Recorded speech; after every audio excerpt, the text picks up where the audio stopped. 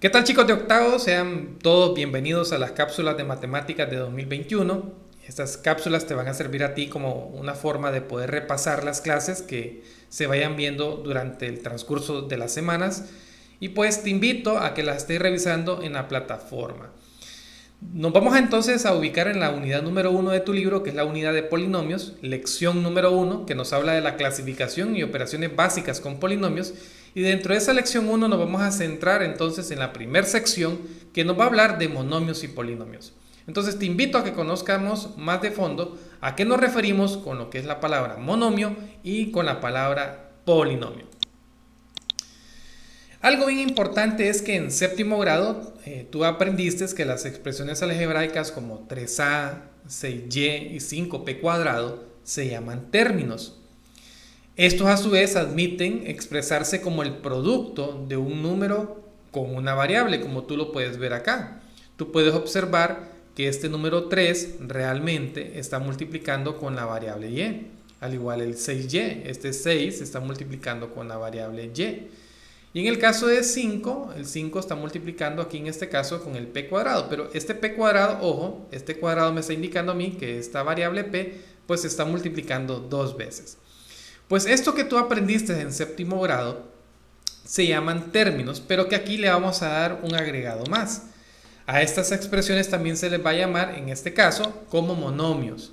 Quiere decir que son monomios, por ejemplo, 3a, 6y, p cuadrado, x, incluyendo los números que no tienen variable, que se le llaman en este caso como monomios constantes. Vuelvo a repetir esta parte. Cuando tú observes dentro del tema de polinomios que vamos a desarrollar, un número que no tiene variable se le va a conocer como un monomio, pero que ese monomio es constante. Ahora bien, los monomios tienen diferentes partes de las cuales se componen.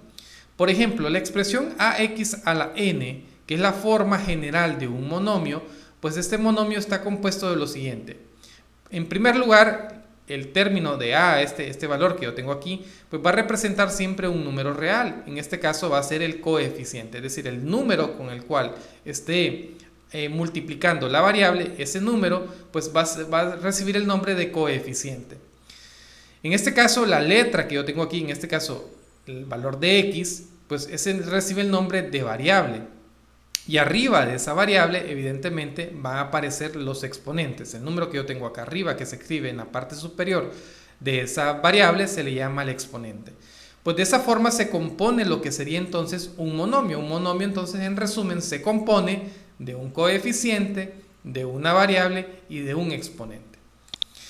Por ejemplo, en las expresiones algebraicas como 10a más 2, 2a más 1 más 3b cuadrado, tú puedes observar lo siguiente. Por ejemplo, en el caso de la expresión de 10a más 2, tú puedes observar que esto es un término o un monomio. 10a sería un monomio y 2 sería otro monomio. Pero lo particular que existe aquí es que yo tengo la suma de estos dos monomios, es decir, la suma de 10a más 2. En el caso del segundo ejemplo que tenemos por acá, estamos expresando la suma de tres monomios. En este caso estamos diciendo 2a más 1 más 3b cuadrado. Es decir, que tendríamos una suma de monomios, es decir, de términos desde el punto de vista de las expresiones algebraicas. Por tanto, entonces, con esto damos pie entonces a poder definir lo que es un polinomio. Por tanto, un polinomio es un monomio o una suma de dos o más monomios. Fíjate bien lo que es un polinomio. Un polinomio puede ser solamente un monomio o una suma de dos o más monomios. Por ejemplo, en tu libro aparece lo siguiente, algo muy importante. Tenemos el caso, por ejemplo, cuando tenemos 10a más 2. Vean que aquí yo solamente tengo dos términos, es decir, tengo la suma, fíjate bien lo que voy a decir, tengo la suma de dos monomios, en este caso 10a y el 2. Cuando yo tengo solamente dos términos en ese polinomio, ese polinomio recibe el nombre de binomio. Vuelvo a repetirte esta parte. Cuando yo tengo la suma de dos monomios dentro de un polinomio, como solo tengo dos términos, a ese polinomio se le llama binomio. Y en el caso que yo tenga tres términos o la suma de tres términos como 2a más 3b cuadrado de x más 1, pues esta suma de estos tres monomios, que son tres términos, va a recibir el nombre de trinomio. Cuando tengo dos términos, binomio, y cuando tenga tres términos, se le va a llamar trinomio. Entonces para ello vamos a hacer el ejemplo para entender o afianzar lo que vimos anteriormente en teoría. Vamos a hacer el ejemplo 1.1 donde nos dice encuentre los términos del polinomio.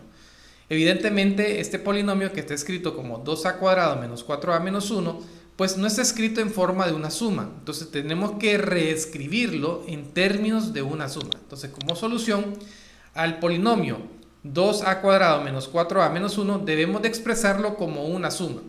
Para ello entonces lo expresamos de la siguiente forma. Decimos 2a cuadrado más entre paréntesis menos 4a más entre paréntesis menos 1. Vean que ahora lo tengo expresado como una suma de monomios, donde 2a cuadrado es un monomio, menos 4a es otro monomio y menos 1 también representaría otro monomio.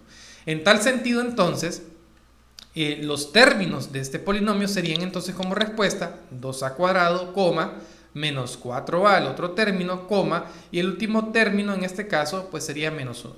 En total tengo 3 términos en este polinomio. Como son 3 términos los del polinomio, pues ya sabemos que ese nombre que va a recibir se llama trinomio. Por tanto, el polinomio 2a cuadrado más menos 4a más menos 1, pues es un trinomio porque tiene 3 términos. Para completar ya esta cápsula, entonces te invito a que tú me trabajes en casa en el ejercicio 1.1 donde nos pide que encontremos los términos de los siguientes polinomios. Es decir, va usted a trabajar de la misma forma como trabajamos en el ejemplo 1.1.